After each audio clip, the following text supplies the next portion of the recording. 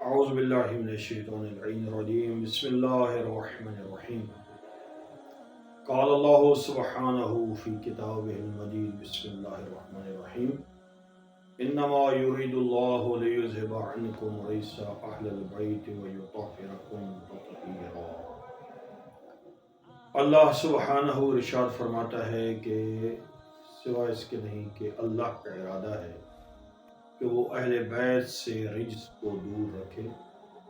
اور انہیں ایسا پاک رکھے کہ جس طرح پاک رکھنے کا حق ہے۔ ہم نے گزشتہ پیغام میں یہ ثابت کیا کہ ان اہل بیت سے مراد صرف اور صرف 5 ہستیاں ہیں جو چادر تطہیر کے نیچے تشریف فرما تھی۔ اس پر اعتراض کیا جاتا ہے کہ سورہ ہود کی آیت نمبر 73 نمبر آیت ہے، اس میں ہے کہ حضرت سارہ جو حضرت ابراہیم کی زوجہ تھی اس کو قرآن نے اہل البیت کے نام سے تعبیر کیا ہے۔ قالوا اتعجبین من امر اللہ رحمت اللہ وبرکاتہ علیکم اہل البیت، ملائکہ نے کہا تم اللہ کے فیصلے پر تعجب کرتی ہو، تم اہل بیت پر اللہ کی رحمت ہو اور اس کی برکات ہو، یقیناً اللہ قابل ستائش، انہو حمید مجید، یقیناً اللہ قابل ستائش بڑی شان والا ہے۔ تو اس آیت میں حضرت سارہ اس کو اہل البیت کہا گیا ہے، لہذا اس آیت کو سامنے رکھ کر یہ کہا جاتا ہے کہ نبیوں کی جو زوجہ ہیں وہ بھی اہل بیت میں داخل ہیں۔ تو ہم اپنے سننے والوں کو یہی پیغام دیں گے کہ یہ اہل البیت کا مقصد ہمارا یہ نہیں ہے کہ اس میں زوجات داخل ہو ہی نہیں سکتی۔ یقیناً اس آیہ مجیدہ میں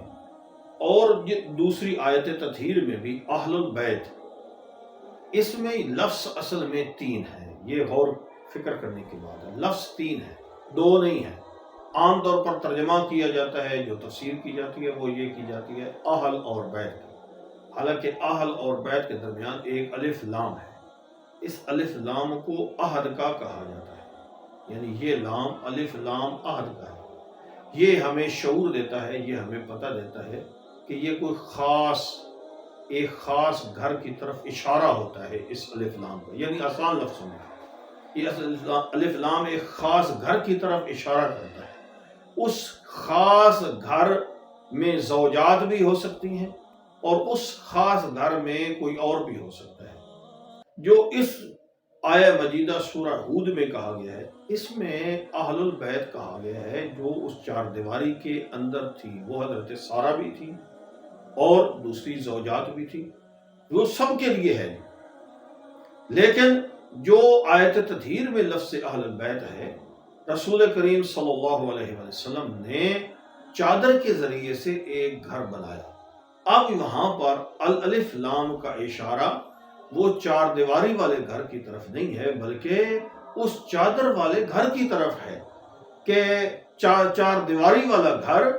وہ مراد نہیں ہے، بلکہ جو چادر کے ذریعے سے گھر بنایا گیا ہے